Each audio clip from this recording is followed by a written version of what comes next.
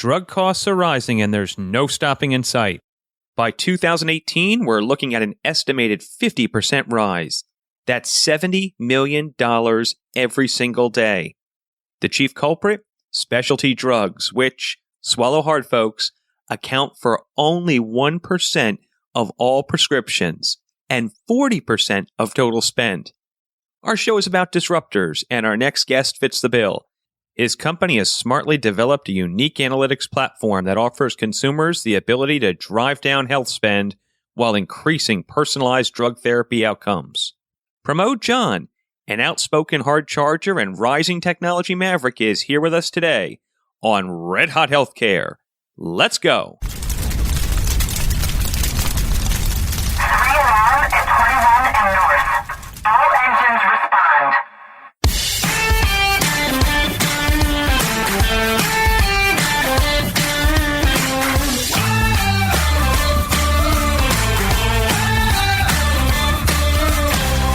This is Red Hot Healthcare. Interviews with today's leaders and all the news that matters. Here's your host, Steve Ambrose. Hello and welcome to the show. I'm your host, Steve Ambrose, and you can subscribe to Red Hot Healthcare on iTunes, Stitcher, and other podcast directories. And we love to hear from you. Just send your comments or questions to steve@redhothealthcare.com or hit me up on my Twitter handle, PolymathSteve. The largely non-competitive drug system often punishes consumers at the end of its supply chain. For Vivio Health and its CEO, Pramod John, the mission's clear. Balance the scale by analyzing the health data of specialty drug users, reducing health dollars spent, and improving outcomes received from therapy. Pramod cut his teeth, serving as founder and CEO at Packet Motion. He then stepped into healthcare technology, serving as VP of Strategy and Innovation at McKesson. Now with veterans from McKesson, CVS Health, ESI, WellPoint, Genentech, Pfizer, and Novartis, Pramod founded Vivio Health in early 2016. Pramod, it's great to have you on Red Hot Healthcare. Thank you very much, Steve. It's great to be on your show.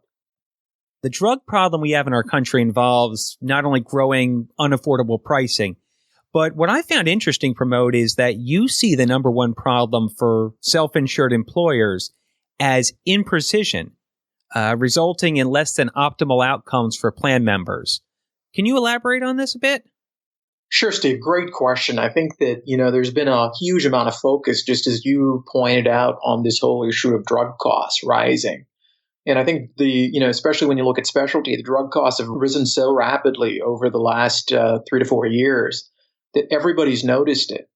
And I think everyone's very concerned about it also. But I think that, from our perspective, an equally, if not more interesting question is that with these very expensive therapies that are becoming more and more commonplace for things that even a few years ago, they weren't specialty, if you will, problems like RA, for example. We used to treat that with aspirin or Vioxx or, Celebrex or, many other things. And that turned to methotrexate. Now we've got a whole line of these specialty drugs that are, $50,000 a year is what it costs for these therapies. And one of the biggest questions that we're finding is the question of, well, it isn't clear that even as we're spending $50,000 on these therapies, that we have any objective evidence in the case of many of these patients that the drug actually works or makes a difference. And frankly, when you start looking at things like clinical trial data, you'll see that, these drugs are not drugs that have high 90 effectiveness, if you will, in the trials. These are drugs that work on a minority of the population, even in the trials. And so the question that we're asking, is not only does it cost a lot? Yes, it does. But, how do you know that it actually works for these patients that are using it? I'm still shocked at the stats that 1% of all prescriptions are specialty drugs and they account for 40%. I mean, that's mind-blowing.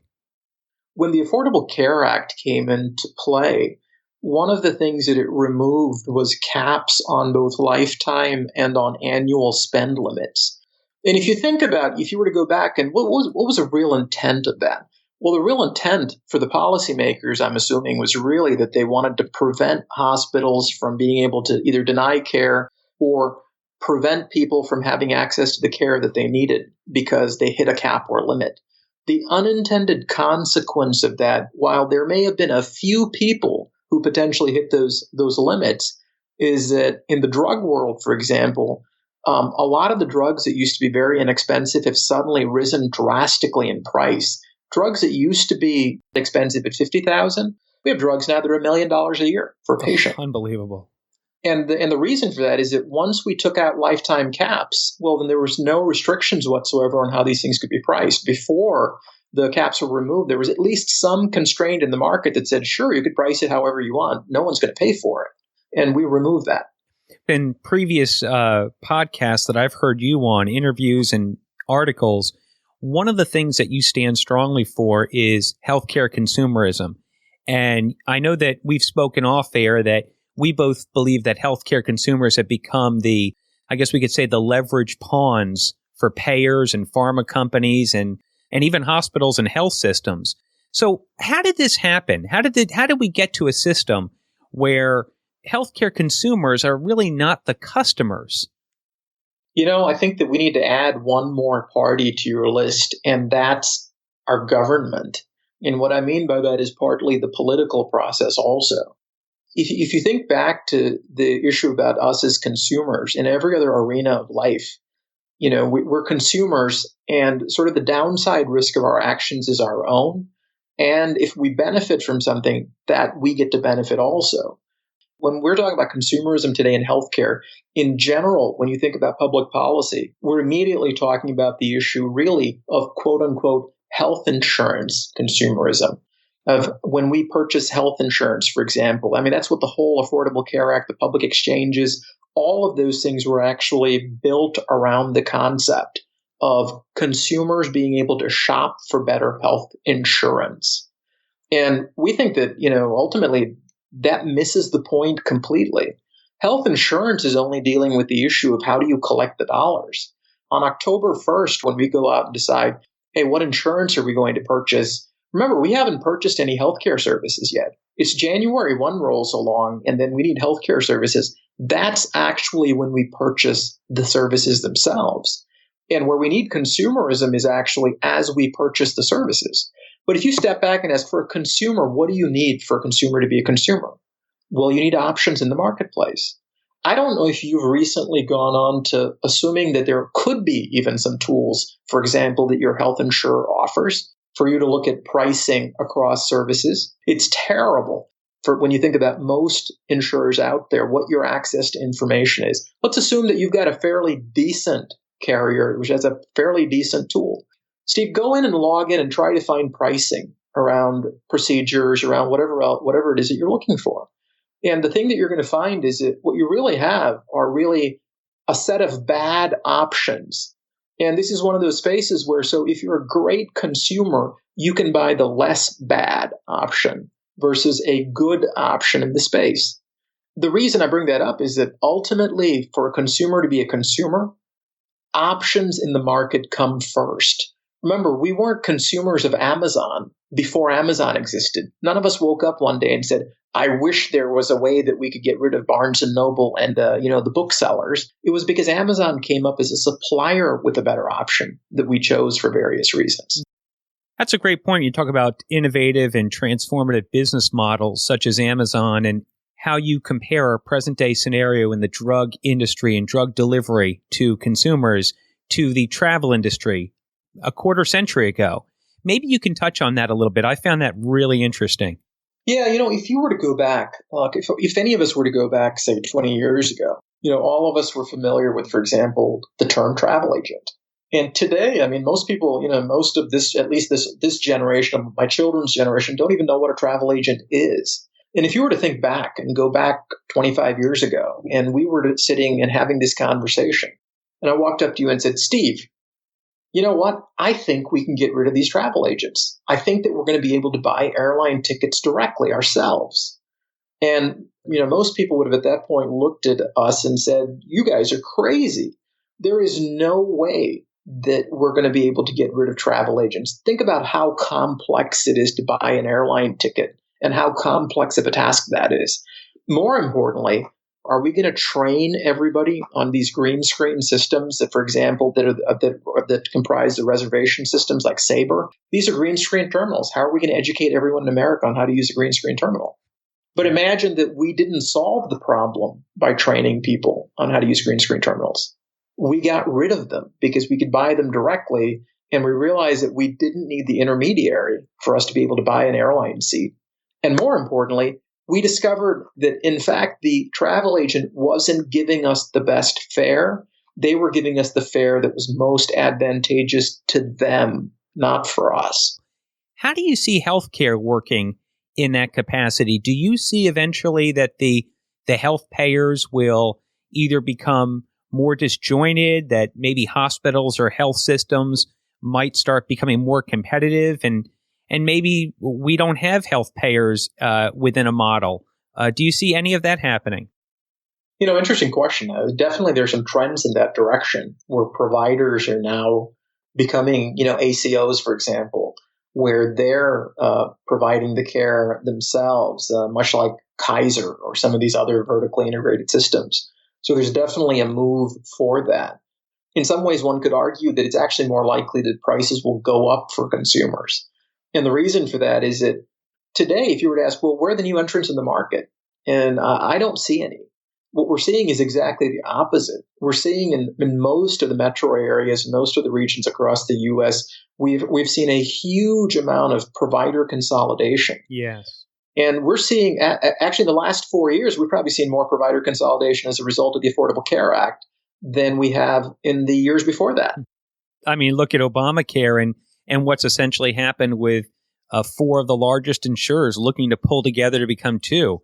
And they essentially say, well, we're going to get off the Obamacare exchange if you don't essentially let us merge and become even larger insurers, with obviously more pricing pressure that's placed on consumers and certainly much tougher barriers of entry to competitors. You bring up a really interesting point, which are the 2 big healthcare mergers, Anthem, Cigna, and Humana, and you'll find a really interesting thing. Health insurance is regulated at the state level. And if you actually were to go and look at every state, for example, who actually has the largest market share, you will find that all 4 of the folks that we're talking about in these mergers typically have single digits or less percentages, even aggregately, in every one of the states. And so this is sort of a misnomer around insurance competition. What you'll actually find is that in pretty much every state in the country, one of the blues in pretty much every state has a very, very large majority compared to everyone else. So, for example, if you were to look at United Healthcare, which is the largest quote-unquote health insurer in the U.S., but if you were to actually break it up and look at it on a state-by-state level, because remember, competition doesn't occur across state boundaries, you will find that in every state pretty much in the United States, United Healthcare is a small minority player. And as a result, when you talk about insurance competition, where competition is broken is not Anthem, Cigna, United Healthcare, and others. It's actually the blues, which are not seen as a national entity because they're broken up on a state-by-state level. When you look at their aggregate market share in every market, they're the big gorilla. Everybody else is a rounding error. And now a few words from your host. This show's a big part of my life, but my full-time effort is spent in healthcare engagement. And I'm not talking about online portals or some new mHealth app. I'm striving for community trust, growing patient referrals, increasing enrollment, improving adherence, and yes, making sure that the technology you use works with patients. Not because of the technology, but because of the blend between that technology, your company strategy, underlying culture, and that your community knows you're truly on their side. And health technology companies, it's your responsibility too, because providers will start expecting better design, function, lower cost, and even advisory services to help with their results. I'm Steve Ambrose, a surprise you don't see coming. I work with health service providers and IT companies who are not looking solely to manage by numbers or in yesterday's non-engaging models. If you'd like to speak with me, email steveambroseucla@gmail.com. You may also learn more by visiting the About Steve page on redhothealthcare.com. Now you know, and we're back to our show. in 3, 2, 1. If you could, Pramod, talk a little bit about the platform and what you've developed here to solve the issue that we're seeing with specialty drug pricing. It's not just an issue of, often we make these trades of, I want a better health insurer. This is I want a better travel agent than my last travel agent. And we often view these things pretty much as how do I improve what we have today? But, often the right answer is that actually what we do today is part of the problem, and how we do it today is part of the problem. And having a better travel agent doesn't solve the problem. And that was this thing that we observed when we were looking at specialty drug prices, both from a supply chain perspective and how specialty drugs are used in the market. And the thing that we realized is part of the issue is how contracting works today. Today, when you think about most specialty drugs, they're in some ways their pricing and what you buy, all of those things are determined by where you go to pick it up. So you've got a supply side contract, for example, in which a pharmacy benefit manager, for example, controls. The counter example of that would be you go into a hospital and you get the same medication and it shows up as a medical claim, and you get the same medication on a pharmacy benefit and it's a pharmacy claim. And what that's really saying is that, look, how we determine how we think about a drug and how it's used or what it costs completely depends on who sells it to you. And we're saying, what difference should that make? When we think about drugs, for example, and these specialty drugs, you can imagine that these are really complex technology that's packaged into some sort of, a pill or an injection or something like that. We're more concerned about asking the question of how do we get the patient to the best outcome at the lowest price? And of course, where you pick it up from it has nothing to do with that question. And so in many ways, we're addressing the problem a little bit differently from everybody else, saying we want to address this problem at the front of the funnel, if you will, at the top of the funnel by saying, hey, we want to understand what's wrong with the patient. What are the possible alternatives to help them? And then how do we assess how well any of these alternatives is working? It's a different perspective altogether, and it seems more patient-centered at the beginning of it. Yeah, absolutely. It's more patient-centered, and it's more centered on data and care versus the ad hoc ways that we deal with these things today. So we talked a little bit about your customer base before being largely self-insured employers, but you also have other customers that can benefit from your technology and platform. Maybe you can get into that a little bit for our audience. Yeah, when we started out, we were very much focused on large self-insured employers. And, the really simple reason for that is that they have a pure economic interest in not overpaying for these. They have no other incentives other than to pay the lowest price for these things and acquire the best care for their members or their employees. What we're also finding is that largely, in some cases, due to pressure from the employers themselves, we're also seeing some interest from health plans and from providers specifically. And in this case, providers that have set up their own commercial ACOs because they serve these same employers. And the employers are going to them saying, hey, we would like to see this integrated in your care delivery versus it being something separate that we have to contract, purchase, and buy versus you guys, for example, use the Vivio platform in how you're delivering care today. If you come to a self-insured employer and they utilize your platform in terms of not just helping to determine best pricing, but also measuring outcomes and managing the pharma benefits process, in effect, really, you're replacing the PBMs for these organizations, are you not?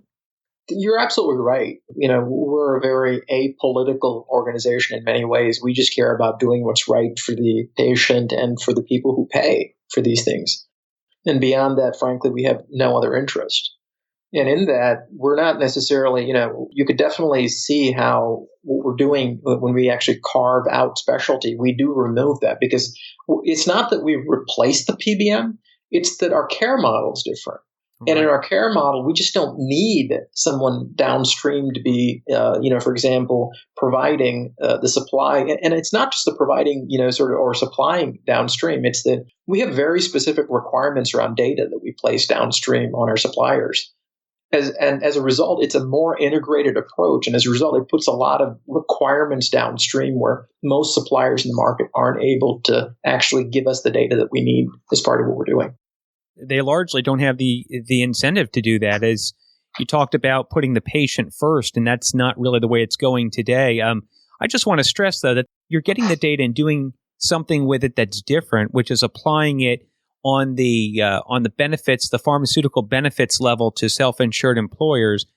In fact, this really is a disruptive technology. It's a disruptive model, though. Yeah, absolutely it is. And I think that, one of the things that you'll notice if you look at the background of the leadership team of the company is that all of the folks in the leadership team are actually from pharma. One of the things that we've discovered is in these complex systems like healthcare is that often it's hard to disrupt these things because from the outside, you think it works in a certain way. And then as an insider, you realize, well, that's not how it works. Right. And one of the reasons we've gone backwards is we've discovered this issue is not just a PBM issue. It's with the fundamental nature of the manufacture and delivery of drugs in our country, and going back to even sort of the basic questions of, well, what does the FDA do? What does an FDA approval actually mean? And we're finding that to a large extent, we misinterpret what the FDA's role is, what an FDA approval means. And we find that it's not just you and me, sort of as average people who actually make those misinterpretations. We find that it's just as common in the healthcare industry that even the prescribers in many of that we talk to don't often understand exactly what an FDA approval is and what that means and how that should change the way they practice medicine. When the FDA green lights the drug, it's almost as if the provider might be thinking, well, one is essentially just as safe as the next. Well, and you brought up a really good point, which is safety. So it turns out you're absolutely right. And when someone gets an approval on a drug, the drug, quote unquote, works, whatever the definition of it works is, that is not the FDA's primary goal. Efficacy is a secondary goal. The primary goal of the FDA is safety, to make sure it doesn't kill anyone. And so when you step back and ask, well, in some ways, is that maybe the wrong way to think about something like that? Because shouldn't these things that we're paying $50,000 a year actually work? And then, of course, they need to be safe, right? But if they don't work, who cares whether they're safe or not, right? But then ultimately, nobody is really getting in there, at least up till now, and doing the work that's necessary to merge the outcomes with the individual. I think, largely that's, again, because, as you point out, there is a misconception about what the FDA approval means. The misconception really is that, hey, it quote unquote works. Now it's, open season to use it. There is very little reflection on, the real issue of, does it work? Is it the right drug? All those questions that are sort of obvious in sort of retrospect. But that's because of the assumption we make about what the FDA does on effectiveness or efficacy. And in reality, the FDA makes no such claims. The FDA standard is better than placebo. Let's talk about Vivio a little bit. Maybe take a real world example of how you would integrate the platform with a self-insured employer.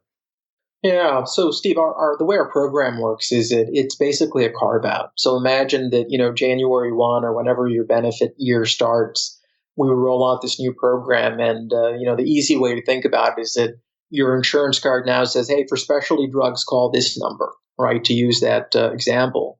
And in this case, almost all specialty drugs require prior authorization. And so we're piggybacking on some of the existing processes that are already out there, like prior authorization. Mm-hmm. But what we do and how we manage prior auth looks a little bit different behind the scenes. But we're able to take some of these things that we're already using in the market so that it's not all new, if you will, from a process perspective. And so it sort of plugs into place automatically. You need it, you go to your doctor, you need a new specialty drug. Doctor already knows that you're going to have to fill out a prior authorization. They contact us, they fill out they give us the information we need, we make a determination, and then we get the drug out to you. So in many ways, it's much simpler than the process is today. You don't have to deal with third-party pharmacies, supply chain, dealing with a specialty pharmacy. We find one of the big complaints that we hear from members or employees all the time is how frustrating it is to deal with the supply chain piece of it. And we've removed all that to say that you as an employee, that shouldn't be your problem. It's taken care of. You don't have to worry about it. We'll automatically acquire it at the best price, and it'll be shipped to you, just like it would have been before. That's interesting. The business model of Vivio is disruptive, but the actual process, the integration and the optimization and the improvements are not really disruptive. They're more along the lines of just sustained improvements that have been needed all along. I mean, for your customers, it's what customers have been needing. Yeah, and I think that, it's a good point you brought out, which is sort of this evolutionary change, which is revolutionary in healthcare, right?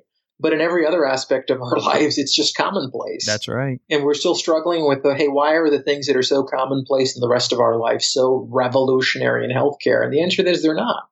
It's just that it isn't a technology, it isn't a complexity issue that prevents us from getting there.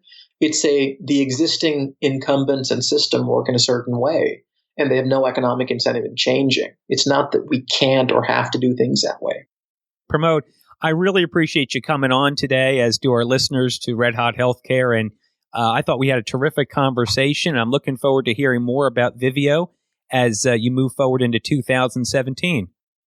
Thank you very much, Steve, for having us on the show. We really appreciate it, and we look forward to, in a couple of years from now, talking about how the system has changed in a positive way, rather than it's the same but worse conversation that we have year over year.